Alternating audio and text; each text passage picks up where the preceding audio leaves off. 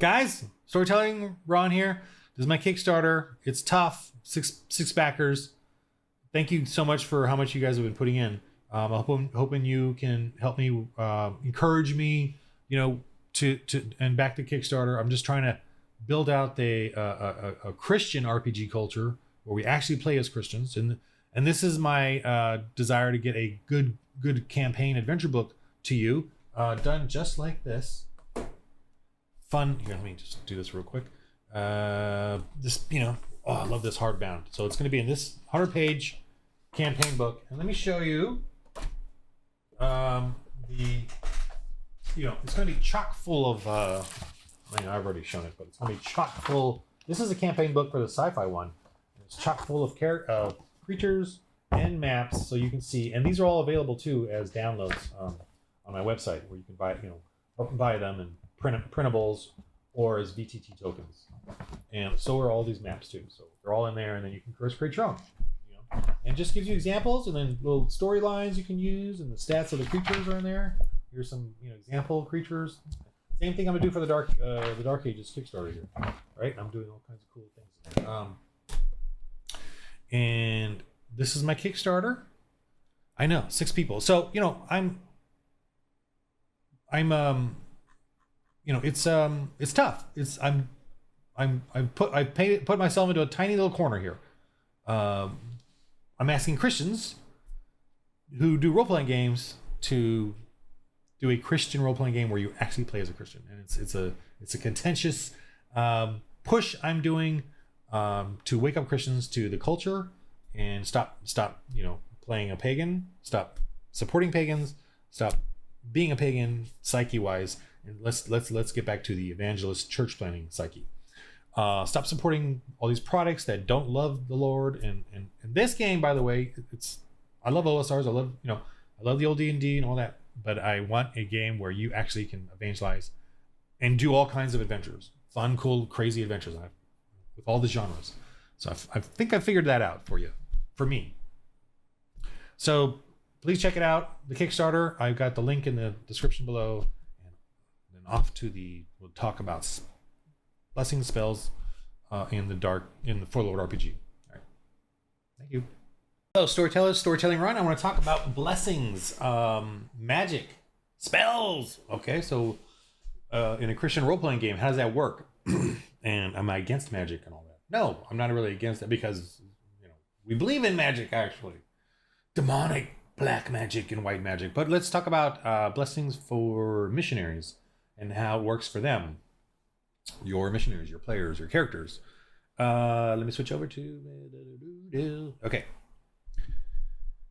So this is the way I decided to do it, and this is the way I'm doing it.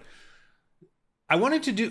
I come from Rollmaster, which had spell law, and I remember spell law had a list of spell. It blew me away, because D&D, it's so you get one spell, you got to read all these paragraphs. I'm like, eh. You got to always kind of look up the spells, and always kind of, you got to read a little freaking bulletin for each spell just to figure it out and do its thing. And I loved in Rollmaster how you had spell law, and then it had a list. It had fire law, ice law, earth law, and the fire law was all the fire spells. It had firebolt. It had wall of fire. It had fireball as you went down, as you got more and more levels. And I love that descriptiveness, and that the firebolt would be fireball 1, and then as you got to 5th level, it'd be fireball 2, and then at 7th level, it'd be fireball 3. More powerful. So that's kind of my one part of an influence on me, because I was actually a big Rollmaster guy. I was not a D&D guy. I was advanced D&D. Then I went to MERP and Rollmaster. So I skipped 3rd edition and 4th edition of D&D. So it's kind of funny. That's how, when they all talk about stuff, I'm like, I don't know what to talk about. Even though I do, didn't do 5e, and I've been a game master for 45 years. So it's kind of funny. I just have this different path. And anyway, okay. Every spell, and I just say spell because that's the nomenclature of role-playing games, game mechanics, is has this. Even the pagan voodoo evil drug-induced frenzied stuff that the witches and sorcerers, same concept. So as you as a GM, please understand this, because you're going to be using this for the evil too. But we Christians do it differently. We do things for the Lord, and we do things for good. We don't charm people, we don't possess people, we don't control people in that way. Anyway, we certainly rebuke though. Deliverance. There's 5 basic concepts of every blessing: deliverance, deluge, duration, duress, and distance. Isn't that cool? I use D's. I'm so amazing. It's kind of like I think what Psalms actually did. The original Hebrew, they would do a lot of that. They would play on those type of things, and we don't have that in the translation because we have to translate it. But in the originals, they would do that, like everything started with a D, or everything started with a letter of the alphabet, kind of thing. Side note. Okay, deliverance. How much effect do you want? So if you're doing a heal, how much do you want to heal? Deluge. This is an optional, by the way. I should have put it under optionally. Okay, I know sometimes I got little nuances and errata that I need to do. How many do you want to affect? Oh, I really need to move that below, actually, now that I think about it. By the way, these little things here are not in the recent print publishing of the Christians in Space and I'm doing it right now.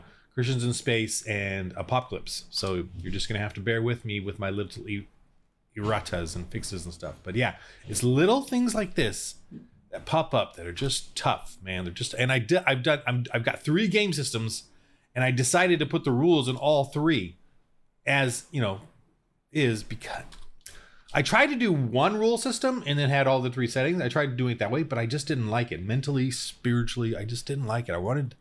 It didn't feel right to me, so I just said, screw it. I just made it harder on myself, but that's fine. All right, deliverance. How much effect do you want? So blessing, heal, very simple, right? You want to give them a default. You want to spend faith points. Your faith points start with your spirit. Let's say you have a 3. Let's say you have a 5. Just keep it simple. You have a 5. That's a high. 5 spirit for faith points. And then you can have die ranks to add more faith points into your total faith points. And those die ranks, D4, D6, D8, D10, D12, and you can go higher with a dice pool. Those add to your faith points for every encounter and for every day. And they're 2 separate, and I had to figure this out. Because I didn't want you to have constantly reusing faith points to, all day long, right? So I'm like, well, when you're under stress, you get faith points. When you're, under an encounter, under a combat situation, you get a flurry of faith points, but then they go away in the moment. Then you get faith points for the day, and for me as a GM and you as a GM, a Grand Minister, those faith points last kind of. It's sort of your decision how long they last. They could be for a day. It could be for the period of just the game session. It could be if they're rebuilding a church. You could just have 1 or 2 resets during that 2 or 3 or 4 month period. When they're in downtime and they're doing stuff like upgrading their armor, repairing stuff, preaching to the people. Don't let the clergy constantly reset their faith points every day. Do it sort of in a period of what they're doing, and then if they have a sort of another set of things they're doing, then they get another reset. Sort of play it out loud in that sort of literary storytelling sense. So faith points for an encounter always reset, and again, you as a GM decide if they go from room to room to room, does it reset, or do they get the same amount for every room they go to? That's up to you, GM, to decide based on how fast they're going. Are they impatient and crazy? They need a moment, to then reset the faith points for each encounter. So Christians, slow down, Christians, don't stress out. Okay, that's kind of how that works with the faith points. So when they get faith points, let's say they get 5, they have 5 for their spirit, and they have a D8, because they're really, they put 3.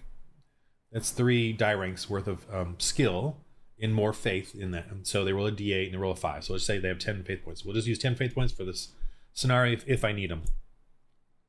So during an encounter, he can obviously do a heal and add how many ever faith points he wants and heal somebody. So if he wants to put in 3 faith points, he gets a D8, rolls that, and they get D8 vitality back.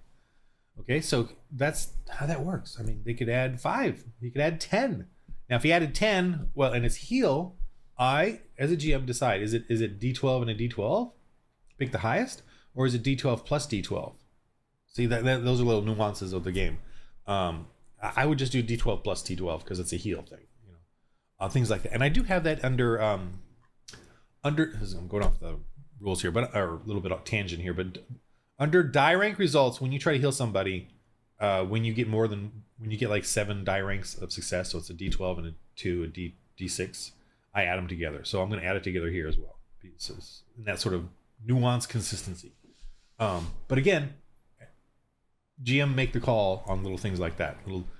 There's 1,000 or there's 50 or there's 100 rules in here, and those 100 rules can create 5 or 6 little separate examples each. So you just have to make that call. And I would do it in favor of the players, whatever that call is, generally speaking. But there's some that are like too powerful. No, we're gonna tamp that down. I do have an example of one like that. But anyway, Deluge. I guess I should tell you that example. Actually, it's one of the here. I'm just gonna go right to it, just while it's on my mind. Righteous Anger. So when they were using Righteous Anger, what this is you using duration only lowers the critical roll needed by 1 die rank only. Can upgrade this with glory points. So yeah, the paladin can actually upgrade this 1 die rank for this specific blessing. One must still hit the... Okay, I changed it. Here's where I changed it, but I'm going to not read that yet. So the Righteous Anger, what that does is he can say, I'm going to do this for D8. He's going to spend 3 faith points on the rounds. Duration. So he rolls a D8. Let's say he rolls a 4. So he gets 4 turns with Righteous Anger. Now he has a skill. He has to put the glory points in this. It starts off as a 1 die rank, but he can buy 2 die ranks. He can buy 3 die ranks. Let's say he has a 3 die rank skill in it. He spent glory points to get there, and so he has a D8. So he rolls that. He rolled a 5. So 5 minus 20 is 15. So every time he rolls a 15 or above, he gets a critical for 4 turns. That's how cool that Righteous Anger is, and that's for a paladin types, holy warriors. Now anyone can get that Righteous Anger, like a clergy can, but I, and I'm not saying there's a rule you can't have it. I'm saying the rule is, well, you get it, but you should really be role play it out. Like if you're not a holy knight, if you're a clergy, even a nun, if you're someone else and you want Righteous Anger, you have to role play how you get that, and like you talk to the holy knight, you train with the holy knight, you meditate and pray with the holy knight, something like that, just something simple and straightforward. Anyway. So what he did, so in the game, the players are like, hey, when I roll 15, I should hit them and get a critical every time. Hit them and get a critical. And during the middle of the game, I'm like, wow, because actually the dreadbots they were attacking, so these certain dreadbots were the scout ones, and they had a defense of 22, I think, or whatever it was. And I'm like, but if you hit him at 15, and so we role played it that way. But I'm like, it was funny. It's in one of the shows, but it took me a while to on my brain. I only have so many brain cells, but I was like, I don't know. It's he goes, yeah, because if you get a critical, and I'm like, well, nat 20 is always a hit, but 19. And it's funny because a 19 is a critical, but it's not a natural hit. It's not a nat 20. Anyway, we play it their way because they're all pushing me, and I'm like intimidated by them. And so he kept hitting and I'm like, okay, because the strength of these dreadbot scouts was that they had a really good defense because they're all, creeping around and low, and I was like, and because they don't have good vigor hit points, they didn't have good anything else. That just their defense was what made them strong. And so he kept just blasting them away with critical. I'm like, okay, no, that's not. I'm changing that. That is not. That is not in one I'm going to do where it's in your favor. One must still hit their normal defense for the critical roll to take effect. It's not the same as a nat 20 auto hit. So I clarified it with that.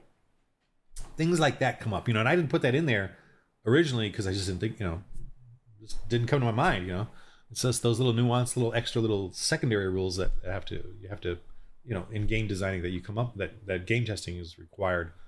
Anyway. Wow, I'm really going off on tangents here. So, where are we at here? Deliverance. How much effect do you want to have on the heal, a bless, protection, on somebody else, right? And I'll go through I'm going to go through the blessings. Deluge now is how many do you want to affect? So if you want to just affect one, then it's automatic. But if you want to affect more than one, you gotta add a faith points to it. D4, D6, a 2, or 1 faith point for D4, 2 for D6 up here, 3 for D8, 4, same die rank thing, and you got to roll it. So you could still roll a 1, okay? But you could roll a 4, and I've noticed players, they spend it on that and they roll a 1, so it's sort of a downer. But I go with it, man. Enjoy yourselves. Duration is another important one. How many turns do you want it to last? So if it's just 1 turn, then that's free. But if you want to do more than 1 turn, you got to put some faith points into it. So yes, you can do a bless or a heal with deluge and duration. You just add more faith points to it. You're just, and what does that look like? That's like you just saying, brothers, continue forth in the fight. I believe may the Lord carry you through. That's it. That's what that blessing is. And whether it's a heal or bless, fight well, strike, them down. We must persevere. It's basically that's what you're doing. And they're getting that sense of joy. Now, if you roll like ones and you only got, and then your deliverance is only a 1, you're like, brothers, we do your best to, it's kind of like you fumble your little exhortation. Duress is how strong you want the spell to be, if there needs to be a resist. So these two are pretty rare. I use duress and distance. Distance, let me just jump to distance, because distance you don't need to spend any faith points on. It's really how much have you spent faith points on can kind of tell you how far you can go. So if your character does like 6 faith points into some blessing, I'll say, yeah, you can get him way over there. If he's only gonna do 1 quick little like heal, it's got to be next to you. Oh, but I really want to heal that guy over there. Okay, well, I'm gonna say he's really far. 2 faith points for that. Oh man, well, he's kind of far. If you want to run over there, so like it's like that. So duress is pretty rare to use because it's really against an enemy, right? And it's really specifically for like bosses or above minions, right? Above the minions and the warrior and the basic warriors and the cult warriors and all that. It's against the witches, the sorcerers. So if you want to affect them, especially with rebuke or preach, you got to use duress on them if you want, because they get to resist. Now the resistance for them is a 12, but if you want to increase that with a D4, D6, D8, you got to put some into duress. Okay, so also I'm I say leniency. I'm very lenient on when they can do the blessings. Like it could be on their turn or on someone else's turn. I usually only allow them to do 1 per turn, 1 blessing per turn, because they're doing a lower blessing, blah, blah, blah, blah, blah, so that's what they're doing. They can still do a maneuver in an action. I still allow that too. I hope that's all in here. I consider blessings free action, but they can't do more than 1 per turn. So, and they can have more than 1 affecting them if there's a duration on it. So a paladin can give himself glory and righteous anger, but he can't do both in the same turn. He has to do it either prepare it ahead of time or during the or 1 turn after the other, and still do other things. He can still do maneuvers and attack whilst he's giving himself glory on 1 turn and righteous anger on another turn. So he could do that with duration or whatever. Also what was the other thing I was gonna say? I do have the self-pride in works, which no one has used, and I haven't asked them to use it. But basically what it is if you don't have faith points left, you can actually drain yourself a vitality point and use some of the basic ones. I haven't used it, so it's kind of an option. Yeah, picking and gaining blessings is the clergy and paladins can generally pick on their lists, but like I said, you can kind of role play out others if they want to do other ones. Holy effects. Holy effects are a separate die. If an attack or effect is holy, it can remove or ignore any dark magic protections that resist natural attacks at the GM's discretion. So a lot of like the undead, and say if you do demons or demonic possessed, they will have an additional unholy die for defense or for armor saves or for strength or whatever. And you can sort of counter that with this holy effect. Possessed creatures may have some resistance to normal attacks and pain. Demonic presence usually have a secondary armor save die, which can be ignored if you have a holy effect on a weapon or on an attack. I will remove the unholy die from their defense or their armor save. All right, let's go to the list of blessings, miracles, glory. And, these are ones I've come up with, and I try to keep them very simple. So I'm going to try to remember that my head's in the way there. Bless, pretty basic, right? It's to hit or skill die. A bonus die added to an ally's to hit or skill roll. Okay, so that's... And by the way, pagans can have similar things to these, and I will go through the witches and sorcerers, kind of how that works here when I'm finished here, or at the end of this video, making this video really long. Exorcism is really cool. This one is you go up against unholy and possessed, and you drain them of their vitality, okay, or vigor. I call it vigor for the bad guys. Same thing, vitality, hit points. This removes vigor from an unholy and possessed, harming the demonic and evil spirits. They get no armor or dark protections. They can resist for dire villains only. So dire villains can resist, so the demons can have a resist roll. So you might want to put some in there. But exorcism is about draining them of their vigor. And one guy last night in a game we did it, and he rolled low. There was 4 or 5 skeleton warriors, and he rolled it. He put 2 into deluge d6 and 2 into damage, and he rolled a 1 on deluge, so that was depressing, and he rolled a 4 on damage, and he only got the one, so he only drained a little bit on the one in front of him. Back, you unholy fiends, back to the hell you came from, whatever. So yeah, that was a little depressing. I wish he would have, and then he did actually do an exorcism on the next turn with his one last faith point and just did D4 on the guy and actually took him out. So he did a 4, took out that 1. So so that's the way exorcism works. And they don't get an armor save or nothing. The skeleton warriors, they were possessed things. If it was a demon or a king skeleton possessed, it would have had a save, or it had a resist save potentially. All right, heal. Okay, another thing about blessings and spells and magic is you got to think of it this way too. They only affect certain things on you, right? They affect either your vitality. They could affect your traits, which I haven't really delved into that, actually. Even in the game mechanics, I haven't. So I've only done vitality and a penalty die, like afflictions. So that's it. That's really all every, say, spell or curse or whatever that I attack the players with, or poisons or whatever the witches and sorcerers have. That's all they affect is the vitality, or they give them a penalty die to their, they get to a resist. And a lot of all their resists they have to do with their traits, either aware for dodging, or prowess or prowess or spirit for actually resisting physically or spiritually against something, like poison. So for poison, I will have them roll either their prowess or their awareness, and you get to decide, GM, what makes sense, common sense. If a witch does her curse spell, which is technically a poison, would say. She's trying to drain him of his vitality and kill him, or give him affliction wounds, which would kill him too. And you decide, beforehand what kind of a spell this is, what kind of a poison is it. Does it just drain them of their vigor or vitality, or does it, really give them a poison affliction and start killing them? And if you go past 6 die ranks or negative, if you go past negative D12 or minus D12, if you go past that, that person is dead. So that kind of a poison is very poisonous, very dangerous, and you as a GM need to be careful about that. If a woman, or if a witch or sorcerer has that kind of poison, curse, spell, whatever. And whenever I do the witches who have curses, that's how they generally do it. They will have a poison type formula and then curse you with that. They throw it at you. They're resistant to it with their mithrandiac or whatever whatever they're resistant. Whatever it is.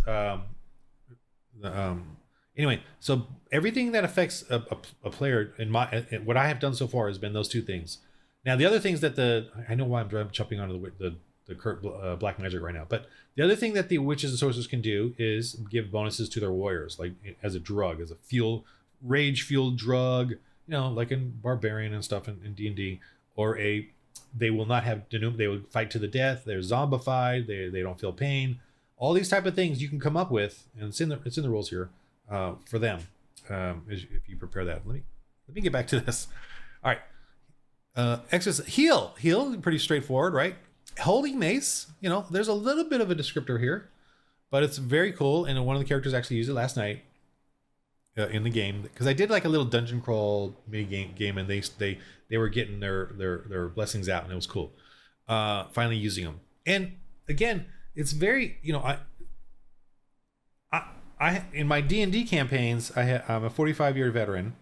I have, we had this whole Tomb of Annihilation campaign, and the characters are all getting 12th, 13th level, and they're doing their spells, and it took us forever to go through the spells, and read them, and we were on Foundry, so the guy had them all ready, and prepared, and he posted them, and I had to read through it, and it was so freaking ridiculous and confusing. I get it. It was fun. He enjoyed it. I enjoyed it. That's okay. But again, I don't want to play that way, normally.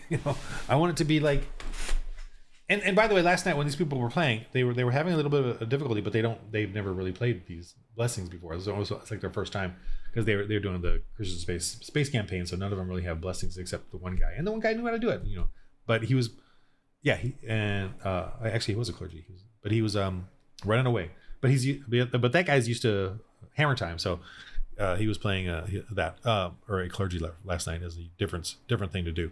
Anyway, so this Holy Mace is cool. This gives the cleric die rank bonus to hit and holy damage together, but needs duration. So you got to spend it on the to hit and holy damage. So that's sort of like the deliverance, and then on duration. So best on a one-handed mace or hammer made for or by the church. It is holy for damage. So Holy Mace special roleplay. It's obtainment. So he should have a special mace for this, or hammer or whatever. But it should be some, that's an opportunity to have a little background story about that Holy Mace, and this is for clergy specifically. So during a combat, he may get this thing. He may add a to hit and a holy damage together. So that's pretty cool. So let's say he spends 3 on that, so it's a D8. So he gets, or 3 die ranks, D8, 3 die ranks. He gets to add that to his to hit skill, and that's a separate die, a D8 for the damage. So he gets his D8 for the regular mace, plus a separate D8 for the holy. So that's pretty powerful. And duration. So he rolls a D8 and he gets 4 turns on it, or 2 turns, or 8 turns. So that is a very powerful mace thing. So he can be a powerful warrior. Holy cleric warrior. Preach. All right, so give bonus die to spirit rolls to preaching and persuading groups to part from their evil ways during non-combat situations. Deliverance to effect, deluge for crowds but multiply. Duration and duress aren't necessary. And the duress isn't necessary because you're preaching to, it's kind of meant to be for crowds. I will say though, as a GM, this is a little nuance again. If you're preaching to a specific villain, a super villain, then there would be a resist, and so then he may add the duress. So you got to understand that concept. And I'm not going to change that. It's just that's there. Give bonus. So yeah, so I can. He wants to put in 3 die ranks or 3 faith points into the roll, so he gets a D8 plus his spirit. Maybe he has a preaching skill that you can add that to as well. Preaching skill plus his D8 from this preaching blessing, but he's got to do deluge. How many does he want to affect? And that deluge for crowds but multiply. So what I'm saying there is, if it's a small crowd, then just roll a D4. If he rolls a 1 on that D4, like he spends 1 faith point on deluge. If it's a small crowd, 10 people, 8 people, whatever, and he rolls a D4, I'm fine with that. If he rolls a 1 though, I'm going to say, well, you only affect the first few people of that small group. If he rolls a 4, I'm like, okay, you get all of the small group, however, 10 people, whatever. But if it's a larger crowd, surrounding a hanging or a slave auction, there's a large crowd there, I'm going to say you need to spend 3-4 faith points to really get the crowd, so it's a D8 or D10 or D12 or whatever. Okay, so you as a GM kind of have to describe that to them and let them, because they gotta preach to the crowd. They gotta really be out there with their faith, right? So common sense. Prophecy. Done between missions while in prayer or meditation, The faith spent affords a die rank roll result. It is saved for some future result and can be added to a roll after its result is known. Only one can be given at a time. Okay, so this one is, prophecy. I don't much care for prophecy today, like my sister does. She bugs me about that. I and John MacArthur don't care much about prophecies today because we have the Bible, And when it says prophecy in it, we consider and translate that as preachers. Anyway, that's a little tangent. I mean, but my sister does believe in prophecy, and I'm that's fine. I'm fine with that. As long as it's positive and nice, then cool. But if that prophecy doesn't come true, don't lose your faith because of that. Come over to our translation of the or comprehension, reading, whatever, understanding of it. Okay, prophecy. So, but back then, actually, I do kind of believe in it. Back in the Dark Ages, because they needed it, because the Bible they didn't fully understand about Bible. Okay, anyway, so basically, while in prayer meditation, the faith spent affords a die rank result. So, die rank result is above a 12, right? So if the preacher says, I'm going to put 5 of my faith points into this, so it's a D12. So they roll prayer, so they can sure do your prayer, add your prayer skill, add your 5 die ranks from this. Whatever they get above a 12, let's say they roll a 22, so they get 10 above a 12, so minus 10, or 22 from 12 is 10. Half of that is 5, so they get 5 die ranks that they may now have to save for some future result and can be added to a roll after its result is known. So this is the difference. Most rolls, I don't allow you to add it before the roll is known, but for prophecy, I will allow it. So if you roll something, it could be anything. It could be a skill roll. It could be a to hit roll. To you or another person. Then the clergy can say, oh, I'm going to add a prophecy to that roll. I'm going to say, okay, what, all of it, part of it, he's got 5 die ranks. So I'm going to add 2. So he rolls D6, and let's say he rolls it and succeeds. He says, so that guy hits. He goes, I knew you were going to hit. I knew you were going to do it.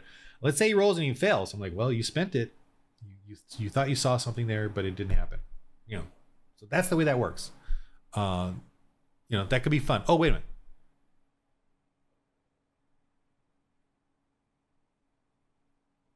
Yeah, that's the way it can work.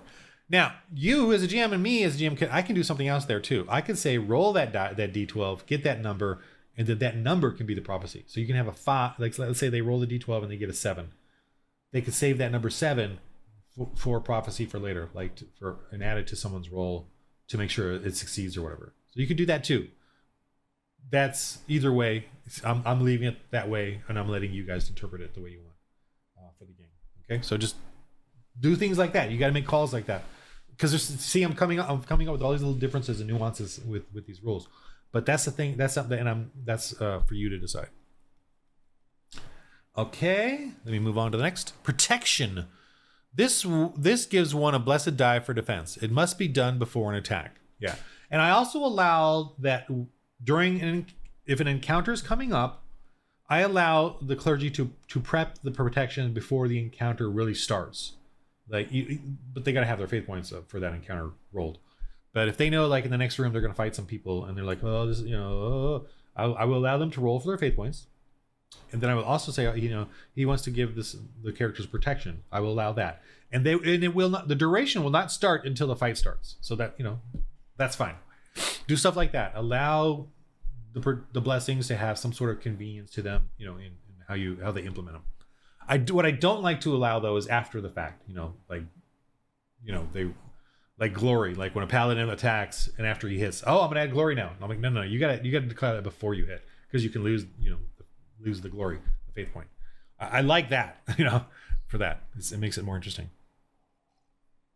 more fun for me. Okay, rebuke. So rebuke is definitely a vigor drain on people, not on creatures or demons. Rebuke is specifically for humans, and it drains their vigor. It's the same as exorcism, same thing, except against humans. You're rebuking them. You're telling them they're sinners, they're murderers, they're thieves, they're liars. And hopefully that will affect them and drain them of vitality. The basic warriors and stuff and minions do not get saves, but any kind of leader may resist. Have a chance to resist. So there's that. Resist. This gives one ranks to resist against any curse or affliction before it takes effect. It does not cleanse one of the curse. So this is Yeah. So this is something the clergy can have. They can have it for themselves, or they can throw it on the other people because they know something is about to happen.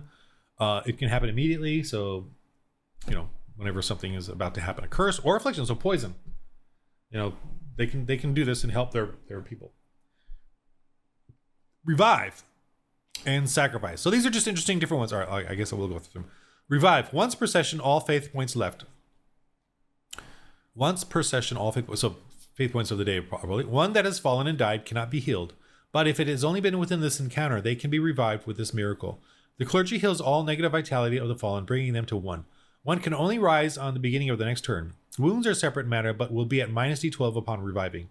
The cleric cannot use this again until they find prayerful solace at a church or monastery. So, it's a kind of a rare... No one's actually ever used this. Like, none of the clergy have ever picked this as a blessing.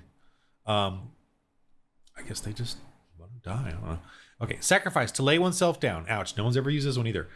This can only be used on oneself. Each die rank gives both vitality and attracts any enemies to chase and attack you only.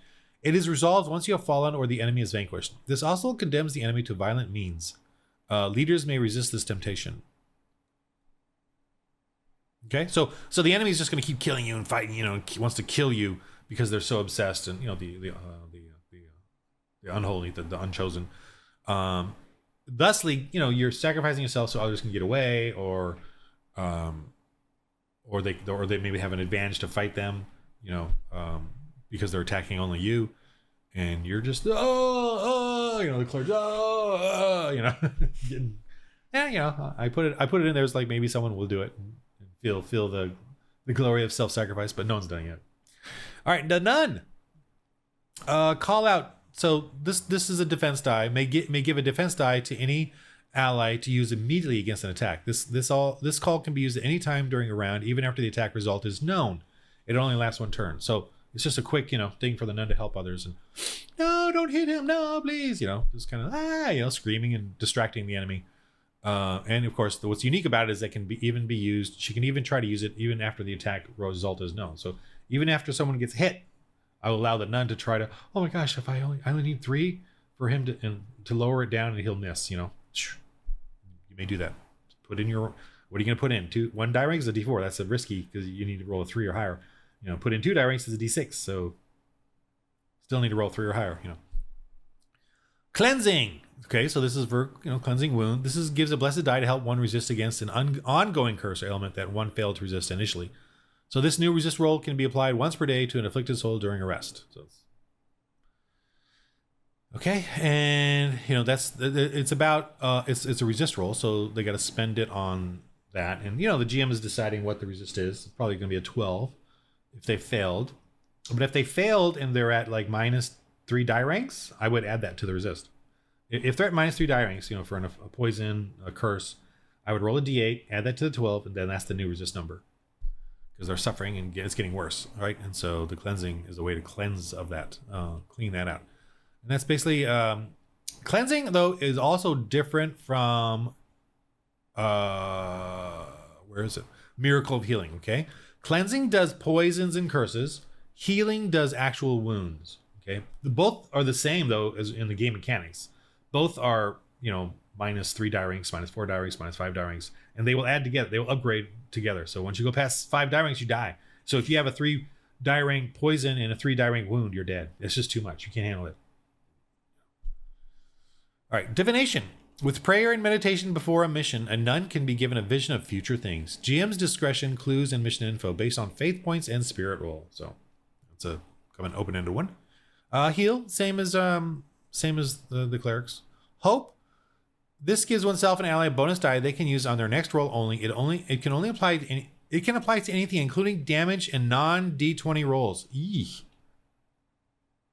I don't like that. But if the nun has not, wow, that one's, I'm leaving it. But that one's, I did not know. That's a cool one. If a nun will ever discover this, and I may be resistant to a man, the clergyman, picking that one up. Me personally, so you as a GM have to decide that. But I might be resistant to the men picking up any of the nun blessings because, hey, women just get women things, whereas the nun can pick some of the clergy things.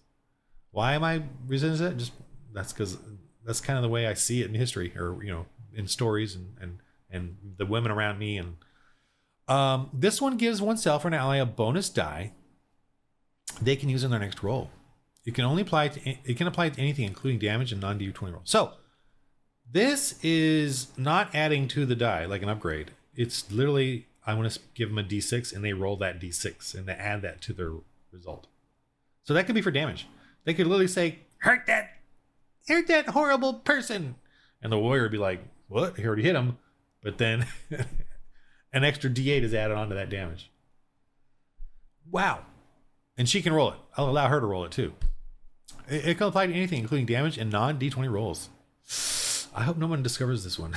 That one's pretty good. All right, I See an Angel. This one's epic. I love this one. Several nuns have used this one, and it has turned out awesome. Now, one angel summoning was kind of a flub, but it still distracted the enemy for a few rounds. So even that minimal was enough to help them, turn the tide. And she spends all her points on the angel. She faints. She's out for the entire encounter, and she gets to play the angel. And the angel is a turn's duration, and then one for it's got 3 things you got to spend it on. Used only once per mission or session. So as a GM, you decide, is she just using this way too much, and she tries it and it doesn't work. You can just do that, or you could have like maybe a difficulty rate. She has to roll her spirit above a 12, once, and then if she does it a second time during a little too soon, too often, a third time it increases, a fourth time, and if she doesn't, it fails and she doesn't see an angel. She thinks she does, but no, you're still standing there, nun. Anyway, that's again a call on the GM. I'm not going to, do all these little nuances in the writings, but basically you're spending your faith, whatever faith points she has left in the encounter. So hopefully it'll be a lot. She can spend on duration, how long it lasts, the attack roll, and then the damage roll. Now that's it. They're pure rolls, so there's no skill or sword damage. The sword damage is just based on what she puts into it.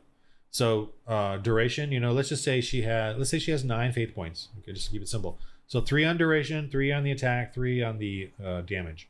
So it's a d8 for duration, a d8, skill roll for sword attack. So d20 and a d8. And then damage is a d8. Now, d8 seems kind of low, but it ignores armor saves. So any demon or any warriors that are there, it just cuts right through them. D8, no armor save. So there's that. Okay. Plus, as a GM, you can allow for let's see, it says right here. He can be the angel cannot be harmed, and his attacks are a holy sword, and that avoids all armor saves. He can be very intimidating, especially if he causes harm to unbelievers. Fear, blindness, or paralysis tests could be applied if chosen. He may not always save those around him. The nun faints upon his arrival. She is inconsequential to foes when the angel is present. So you as a GM can kind of decide if you could roll a fear factor for the minions. Maybe for one turn, instead of attacking, the angel just does a brightness and might blind them. They can roll resist, or some of them are blinded. Roll maybe instead of a d8 for attack, you can just roll a d8 for how many turns they're blinded. That's a call you and the nun can do. The nun can say, the player can say, what if I just bright out, bright light. I'm like, sure, sounds good to me. Figure out a kind of a basic roll, and for not, the minions probably just automatically affect them, but how much it'll affect them. And then for any kind of witches or sorcerers, they can have a resist, but they're still like freaked out because there's an angel right there.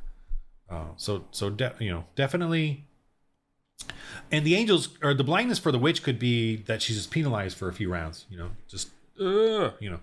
She's trying to do things anyway. Okay, so, and I do like if there's a demon present, which that's an optional choice on your part to whether you want to do demons or possessed. I absolutely believe you should be doing the game. But whether you do actual incarnate demons, the pit fiend look, the Balrog thing, that's an option you have to decide if you want to do that or not. I kind of want to, but you, especially with kids and stuff, you may not want to do incarnate corporal demons as much as just possessed who are crazy. And, still could be still scary. Miracle of Healing is against grievous wounds. So, and I've certainly fallen to to the allowing the nun to do it right in the middle of a combat situation. I have, I didn't want to, but I did during one, and I'm like, okay, I guess, let me see what this says here. What did I finally come up with? This specifically heals grievous wounds. The nun spending faith points must roll the die rank result, or DRR. So it's kind of a skill roll, but she gets to add this to it. And the reason I do that way is just it's a little more exciting. And you got to get that roll. You got to put the faith points in and believe. Other ability. So if she rolls a die rank result, let's say she rolls a 22, beats a 12. That's 10. Half of that is 5. That's 5 die ranks erased from the person is miraculously, their wound seals up and they're, other abilities like mothering and heal can upgrade the roll. Any extra die ranks can go to the inspired die or a next turn bless. So, during combat or during a rest, this all of this kind of works together. So it's sort of like like an engineering upgrade roll. She's got to gather as much stuff together to heal this person. Not in a combat situation, in a rest situation. She can prepare all kinds of a meal, prepare the bedding, prepare the place, to heal his wounds and really get this roll right, and high. So it'll do that. Plea is this desperate plea, attack penalty die. Attack penalty die. Yeah, against the attack. This desperate plea can be used at any time and adds a penalty die to one roll any sane enemy may do to harm the nun or allies nearby. Only the most vile may get to resist. So it's just, it kind of just reduces their penalty roll or their attack roll with, by a die rank or 2, whatever. Lowers it down, or you can roll it and subtract it from the roll, whatever. Just it's kind of like call out defense die. It's similar, I guess.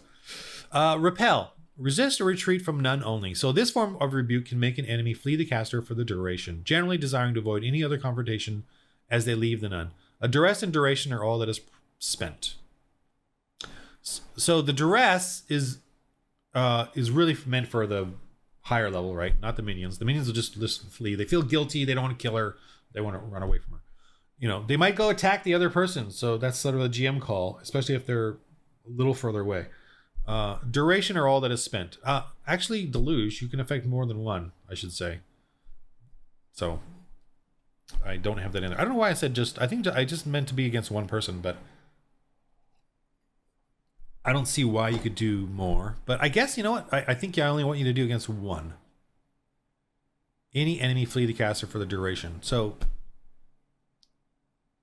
I don't even think I need... Well, duration is the biggest. For the duration, I don't even need this line because that's a given. That's already a sort of a basic rule. Duress is meant for minions, or for higher than minion, and duration is already stated. So I'm gonna just take that rule out of there. And again, it's it's something I gotta it's an errata. For some of these hard bound printed ones that I've already done. I should probably remember to put that in there somewhere. Man, I gotta make a list. Let me make a quick list of erratas.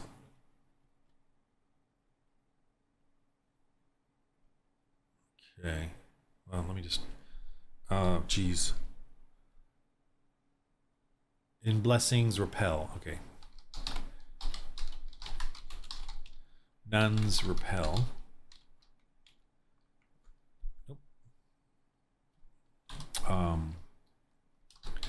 Remove, well, whatever. Remove. Oh, I already removed it, so I don't know what it's. I can't remember what it said. Remove. Let's see. Can I do an undo? I just want to see what. Okay, yeah. Copy. Delete. Remove.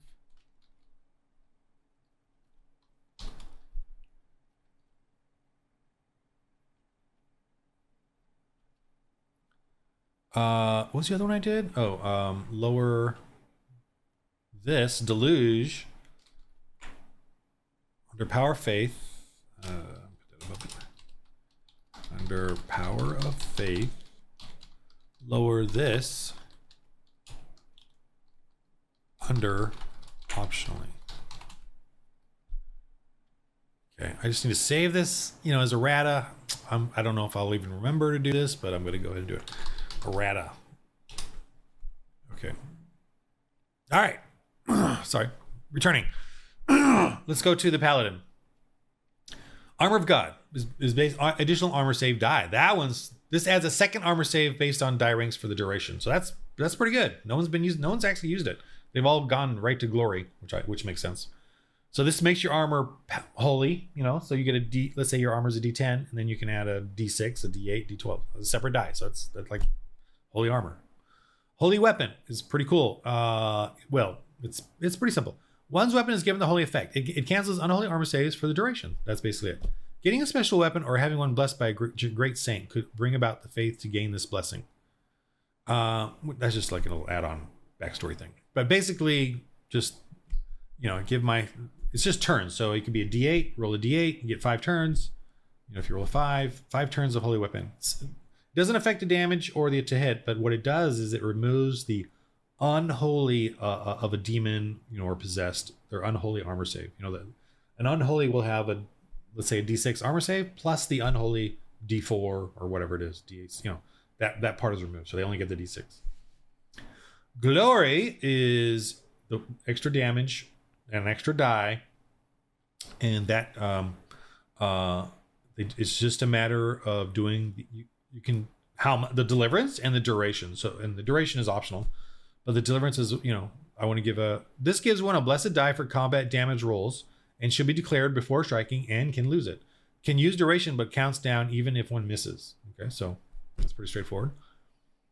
All right. Perseverance. This can add vitality to oneself to fight on. It does not heal lost vitality, and the vitality given lasts this encounter with no duration required. It is always reduced before normal vitality is affected. So you're basically giving yourself extra, for this encounter only. And it goes first, before your real vitality.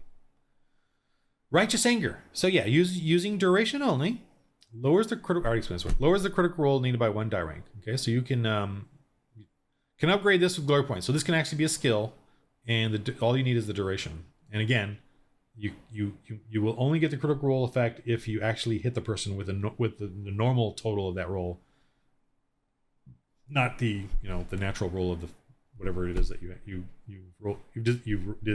determined. Warrior sacrifice, transfer damage. No one's done this one. One may transfer damage a weaker ally has sustained to oneself based on faith points total DR roll. It is an action and means one has leapt heedlessly to save them. There's no armor save, and the ally must be nearby. So let's say that the poor nun has taken D8 and she's taken 5 hit points. You may say, "Oh no," and she's going to die or go down. Warrior sacrifice. He may jump up. I put in 3 faith points as a D8, so he rolls a D8 and he rolls a 5. So he takes all 5 of those hit points on himself, and she takes none. So he miraculously leapt in front of her to take the damage, and that's he has to be nearby. It needs to make a bit of sense, right? Can't be just suddenly transported there or teleported there like in D&D or something. Okay, whew. All right, let me jump to now. The women's touch is not blessings; it's just women's stuff. Let me jump to the sorcerers real quick to discuss. I'm expanding the book out, by the way, for the hard print. The frick are they? I moved them down here. Okay, so they have these basically their curses, maladies, black magic for combat, right? And they have their vile rituals. Now, all of these really are this is what I was saying. They're either damage or they're either for vitality against vitality or they're penalty die, right? On the missionaries. However, some of these are like charm and control, condemn. They'll use on the people in the village. There could be a situation, right, where you're in a village and you're dealing with the people, and there's a witch there trying to control the people as well. So that's what some of these are for as well, to try to control them against the missionaries. Let's look at charm and control. Cast to keep one's minions riled up or spiteful, and gives a penalty to any chance at knowing the gospel or conversion. Usually done against preaching in a civil situation with deluge. The casting gives them a resistance roll against the preaching roll. See, so we can't listen to them, Christians and their thing, So, and you got to decide if they're going to spend their magic points to do charm and control on the people. And it's deluge and the resist roll, whatever is added to the resist. Let's go. Fanaticism damage die gives a minion a D4 to their combat damage and a denouement roll should have duration. So this makes them tougher and crazier. Yeah. And this might be, actually, this should be a die rank, right? Yeah. So you got to change this to a die rank. But you can do D4 too. I mean, that's scarier. That's like unholy damage if you add that to, it's kind of either way, but I would say, I would give it a die rank. Change it to die rank. A die rank to their combat damage. So it increases their combat damage. And denouement roll. Yeah, so it increases their denouement roll and should have duration. So let me fix that. On errata. I know, sorry, I'm finding things kind of a bummer.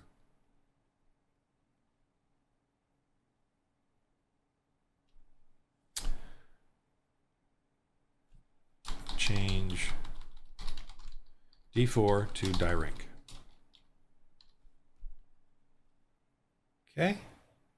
Let me see if it's in the other ones. Might as well change it while I'm here.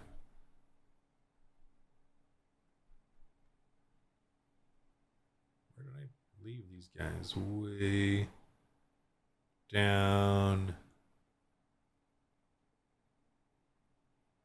here? Where did I? Sorry guys, I'm right in the middle. I'm just showing you the whole thing here. Ah! Oh, here it is. Oh, that, yeah. Oh, it's a little different. Okay. Wow, this one's kind of different. I don't remember doing this. I mean, I remember doing it, but I didn't know. I mean, whatever. Wow, it's kind of different. Whatever. I'm gonna leave it. Just gonna. I think this is like updated and that one's not. Okay, whatever. That's fine. Gundam causes fear onto a target, giving them a penalty roll. They cannot approach the sorcerer. So that's they do that on you. They can do that on you. So whatever. I'm just gonna go through these real quickly. Curse of the Spirit. This gives one a penalty die to any spirit rolls for resistance. It is a free action against any minion nearby or an action against a clergy to befuddle them for a time. Yeah, so they can do this against clergy, try to weaken their spirit rolls. You know, I you know what I do? I tend to make up my own right on the spot when I make a witch. Like the one in D&D called, what is the one? Vicious Wit or whatever, Vicious Mockery or whatever. I do that one a lot. Where they'll just say vile stuff to the missionaries. You know, so you can do a deluge, you can do a resist, a duress, and a deliverance, and then they have to resist it. And if they don't, they're at -3 die ranks. You know, because they're a vicious mockery. Now it's not a wound, so they're not going to die from it, but they're at that penalty because they're so throttled by her, you know, vile, disgusting blasphemy, right? And it gets to their core of bones. And even like a warrior could be so angry and riled up, you know, and I've certainly gotten that his fighting is affected by it by -3 die ranks. So I do stuff like that. I just make up stuff, usually in preparation, like what do they have? And I also decide what they're going to do on turn 1, turn 2, and turn 3. And I'll write that down and the point cost of it, like the faith points or the magic points they're going to use, you know, in an arbitrary sense or in a quick sense or whatever. So you kind of do that with whatever they have as their ability to affect. What is their goal? What are they doing? Are they affecting villagers? Or are they making concoctions to affect villagers? Are they making rituals for battle? What is their sort of goal? Are they part of the civil court? They have that kind of vicious mockery? Or do they have poisons? Or do they have smells and stenches? Or do they have dark black magic that they use, hexes and stuff? You kind of have to decide what kind of thing they are and sort of focus on that. Like this curse here is kind of interesting, and I'm going to leave that D4 there, D4 damage. This curse is one to suffer an additional D4 damage whenever they are harmed. Duress and deluge are needed. So this is they can like, you know, do a little curse upon players, right? Missionaries, and then whenever the missionary gets hurt, I roll another D4. I've never used this yet, so I don't know. I roll a D4 and say, oh, you take an additional 3. What? Yeah, you take an additional 3. How's that? I don't know. Then they're like, oh my God, what's going on? You know, so they got to figure out that they've been cursed. And then, you know, but then the nun, they could pray, meditate, and cleanse themselves. And yes, you feel that you've been cursed and, you know, whatever. Anyway, again, another interesting little thing you could do. Vile rituals. So what these are about is that you your sorcerers or whatever are constantly doing things before the encounter. So they're preparing their warriors with poison, with drugs or poison on their weapons, or they're giving them extra powers, like possessed type powers. So when they go out and attack or when they do their things, so you can kind of do that, or they're creating demonic possessed creatures and sending them out or putting them in a dungeon or whatever. So you kind of have this in your back of your mind, or you kind of prepare this and you decide this is the villain and what list of things they have. Here's what I like about this too. In Dungeons and Dragons, when they were getting higher level, I'd have to go through and specifically choose their spells and hunt them down, and it was just not enjoyable. In this, you just kind of decide, and you just sort of decide based on die ranks what kind of things that they have and what kind of bonuses they give, and they build these up over time with rituals so that they're giving their minions and beasts and warriors these little extra bonuses, and you can just kind of make that not arbitrary, but story wise, the setting, have it make sense, and limit it too. Don't overpower things, but that in order to stop these warriors with these extra bonuses that come in and conquer and oppress everyone and enslave them, the missionaries have to go in and stop this sorcerer who's causing all of that. And this is sort of a descriptor, help describe to you and give you a path of what they might be doing, and based on kind of things I've read in pagan rituals and stuff in history. Okay, so I think that's enough right now. So this is to help players and GMs with blessings, magic, spells, for the Dark Ages, and these are all can be used in Christians of Space and Apostles, especially Apostles of the Epoch, because there's gonna be a lot of magic in there. But this is all, same. I think used, for the game. It's a game stuff, fun stuff. Now, Christians of Space, they use a bit of it, but not a whole lot. And I don't really use much of this, the pagan evil stuff here. I should start grabbing some of this and putting it in there. But I've been exploring so much sci-fi that's, it's not really been my thing yet for that one. And the few Dark Ages, or lots of Dark Ages things I've been doing, is where I've been using this. Okay, so I just want to go over that again with a long video explaining blessings and spells and magic and how that works in the Dark Ages, or in the For the Lord RPG. All right. And oh my gosh, I again forgot to mention the Kickstarter at the beginning of this video. Man, I'm a terrible salesman. Man, I was going to do that too. I was going to say, start off with that, then do this. Now, I could just go ahead and edit this and add it at the beginning. And I'll do that. I'm going to add it at the beginning. I got to add a little commercial in there. All right. The game of life. Roll holy dice.